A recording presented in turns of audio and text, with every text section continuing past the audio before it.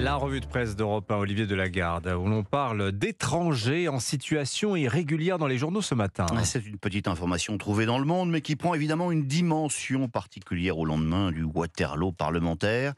Le ministre de l'Intérieur vient d'être épinglé par le Conseil d'État car il a expulsé le 14 novembre dernier un Ouzbek.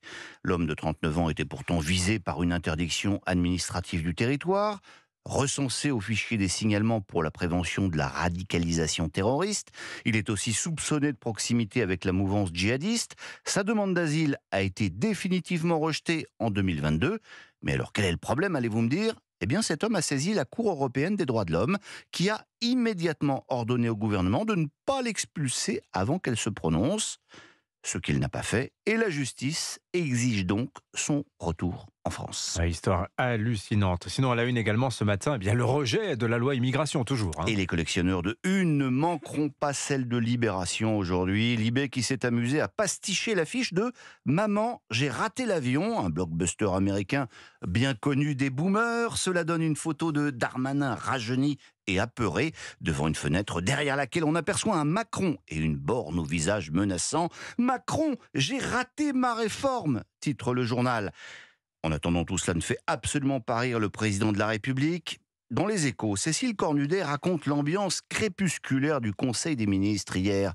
En plus, les sondages des prochains jours s'annoncent catastrophiques pour l'exécutif.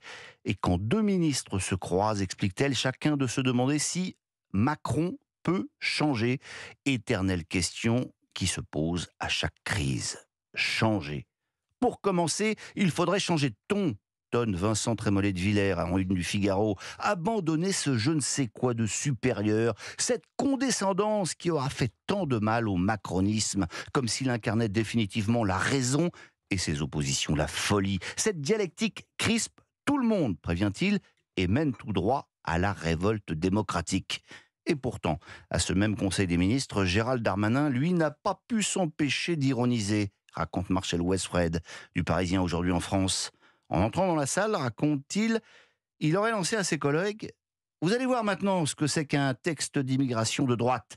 Manière de dire que le rejet de sa loi, qui a provoqué une explosion de joie sur les bancs de la gauche, va entraîner son durcissement. Et d'ailleurs, c'est aussi l'opinion d'un commentateur politique atypique. Vous le lirez en page 5 de Libération. Il s'appelle Moussa. Il est sans papier, il vit dans un foyer à Montreuil et il est passionné par la vie politique française. Ces derniers mois, j'ai beaucoup surveillé les infos, explique-t-il au journal. J'avais un espoir. Je n'ai rien dit à ma femme et mes enfants. Je voulais pas leur dire que c'était possible d'être régularisé et leur donner un faux espoir. Aujourd'hui, c'est violent. La France ne me fait aucun cadeau. On change de sujet, Olivier Delagarde. Et d'abord, un mot de football. Avec des journaux qui espèrent que le PSG ne va pas faire une Darmanin ce soir. Pour la première fois sous l'ère qatari, les joueurs de la capitale sont effectivement menacés d'élimination avant les huitièmes de finale.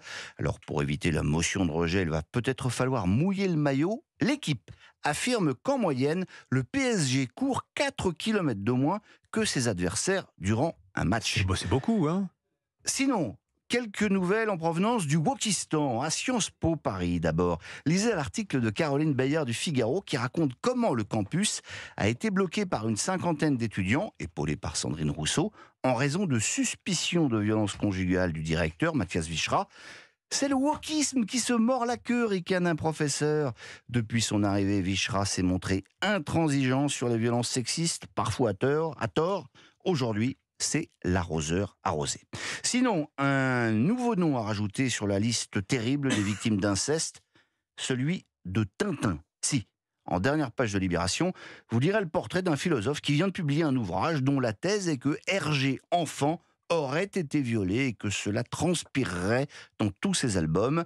Le livre est parfois brillant, écrit Quentin Girard, parfois abracadabrantesque, et effectivement, l'auteur explique quand même que Tintin, c'est d'abord Totor, nom du premier héros de Hergé. Totor avec deux os qui ont disparu au profit de deux i, autrement dit, et suivez-moi bien, Tintin, c'est un nom dont les deux os ont été pénétrés par deux i.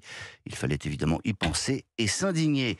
Mais avant que vous vous mettiez à réfléchir à tout ce qui a pu se passer entre les voyelles d'un nom comme Pavlenko, je voudrais vous livrer cette info lue dans Le Parisien, cette polémique depuis que le maire des Lilas a décidé de baptiser l'une des nouvelles stations de métro de la ville Serge Gainsbourg. 3500 féministes ne l'entendent pas de cette oreille, décollée évidemment. Elle dénonce dans une pétition les violences envers les femmes et les tendances pédocriminelles, voire incestueuses du chanteur disparu en 91. Voilà ce qui s'appelle un enterrement de première classe, ou plus exactement, une deuxième façon de mettre Gainsbourg